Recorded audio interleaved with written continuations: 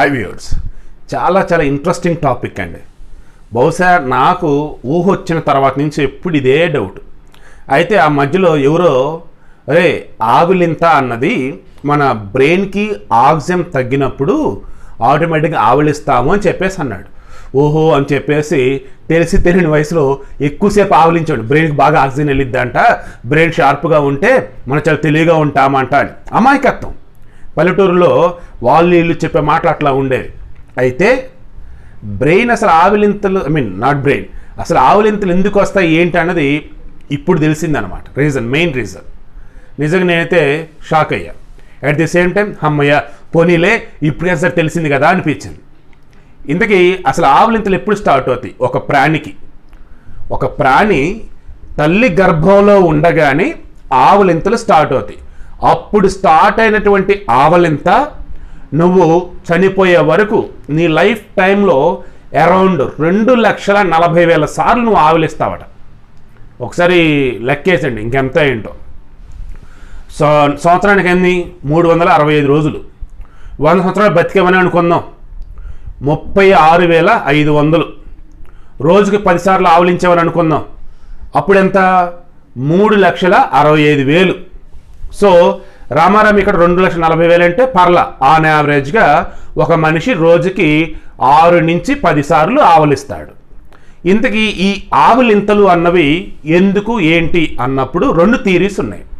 ఇందులో ఒక థీరీ మనందరూ ఎప్పుడు అనుకునేది, మనం విసుగుతో ఉన్నప్పుడో లేదు బాగా చిరాగ్గా ఉన్నప్పుడో అలసినప్పుడో మన బ్రెయిన్ ఉంది చూసారా, బ్రెయిన్ యొక్క టెంపరేచర్ పెరుగుతుంది. అప్పుడు దానికి చల్లటి గాలి కావాలి. అందుకోసమని ఆవులించడం ద్వారా మనకి లోపలికి చల్లటి గాలి వెళ్ళి డైరెక్ట్గా బ్రెయిన్కి తాకి అది కూల్ అవుతుందట. ఇది మన చిన్నప్పటి నుంచి వింటూ ఉన్నది. బట్ ద థింగ్ ఈస్ 1987, ఇది ఎంత అండి? 2021, అరౌండ్ 34 సంవత్సరాలు వేసుకోవచ్చా? 34 సంవత్సరాల క్రితమే ఆ ఫస్ట్ థియరీ ఏదైతే ఉందో అది రాంగ్ అని చెప్పేసి శాస్త్రవేత్తలు ప్రూవ్ చేశారు.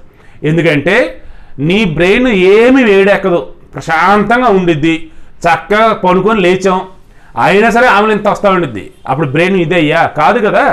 సో సెకండ్ థియరీ ఏంటంటే కమ్యూనికేషన్. ఎంత యాక్యురేట్గా ఉందో చూడండి. నాకు వాళ్ళు చెప్పిన థియరీ మొత్తం కూడా నేను చెక్ చేశాను. కమ్యూనికేషన్ అయితే రైట్ అనిపించింది నాకు. ఎందుకంటే ఒక మనిషి ఆవులిస్తే అది చూసి ఆ పక్కనే ఉన్నటువంటి జంతువు కూడా ఆవులిస్తుంది. అంటే మ్యాన్ టు మ్యాన్ కమ్యూనికేషనే కాదు, హ్యూమన్ బీయింగ్ కమ్యూనికేషన్ అనేది కూడా ఇది ఇక్కడ హెల్ప్ అవుతూ ఉంది. అఫ్కోర్స్ దీనివల్ల మనకు కొత్తగా హెల్ప్ ఏం లేదు. నేను అబ్జర్వ్ చేశాను, ఒకసారి తెలిసి తెలియకుండానే ఫోన్లో మాట్లాడుతూ అవతల ఆవులిస్తే నాకు ఇక్కడ ఆవులింత వచ్చేసింది. అంటే yes, it's a part of communication కదా అని చెప్పి జస్ట్ ఇప్పుడు నాకు కింద చదువుతున్నప్పుడు నాకు అర్థమైంది, అరే ఇది ఖచ్చితంగా ఇవ్వాల్సిందే మన వాళ్ళకి, జనరల్ నాలెడ్జ్లో మెయిన్ అప్డేట్ అండ్ రెగ్యులర్గా తెలుసుకుంటారు అని చెప్పేసి ఇస్తూ ఉన్నా. మీరు అబ్జర్వ్ చేయండి, ఇంట్లో మనుషులు ఒకళ్ళు ఆవులించగానే మిగతా వాళ్ళు ఆవులించేస్తారు. తెలిసి తెలియకుండా కమ్యూనికేషన్. ఒక మనిషి ఆవులించగానే పక్కన ఉన్న పెంపుడు జంతువులు ఆవులించేస్తాయి, కమ్యూనికేషన్. అండ్ ఒక గ్రూప్ ఆఫ్ మెంబర్స్ ఉన్నారు, వాళ్ళు ఒకళ్ళు ఆవులించగానే మిగతా వాళ్ళు ఆవులించులు వస్తాయి, కమ్యూనికేషన్. అండ్ మీరు అబ్జర్వ్ చేయండి, ఎక్కడైనా ఒక ఏమంటే దాన్ని ప్రొఫెషనల్ వేలో హై ఎండ్ లెవెల్లో ఉన్నటువంటి మీటింగ్ ఏదో జరుగుతూ ఉంది అనుకుందాం, అక్కడ కనుక ఎవరైనా ఆవులిస్తే దాన్ని చాలా చీప్గా చూస్తూ ఉంటారు. అవతల వాళ్ళకి అసలు కమ్యూనికేషన్ లేదు అన్న వేలో అంటూ ఉంటారు. అంటే ఆ టైంలో ఎట్టి పరిస్థితుల్లో కూడా నీ బ్రెయిన్ కావచ్చు, నీ బాడీ కావచ్చు, ఎక్కడ కూడా అలసట అనేది రానివ్వకూడదు, విసుగు అనేది రానివ్వకూడదు, చిరాకు అనేది రానివ్వకూడదు. అంటే నీ బాడీలో ఉన్నటువంటి నాడీ వ్యవస్థ అలర్ట్గా గనక ఉన్నట్టయితే ఆవులింతలు రావు అన్నది వాళ్ళు చెప్పేది. బట్ ద థింగ్ ఈజ్ అక్కడ మెయిన్ పాయింట్, ఇది వీడియో మొత్తానికి ఇదే మెయిన్ కీలకం. ఆవులింత ద్వారా నీ నాడీ వ్యవస్థ ఇంకా చాలా కీలకంగా పనిచేస్తుందట. వన్స్ నువ్వు ఏదైనా సరే బాగా ప్రెజర్లో ఉన్నావు అని గట్టిగా ఆవులించేసి లిటిల్ బిట్ ఆఫ్ రిలీఫ్ వచ్చేసి నీకు తెలియకుండానే నీ నాడీ వ్యవస్థ అంతా కూడా అలర్ట్ అయిపోయిద్దట.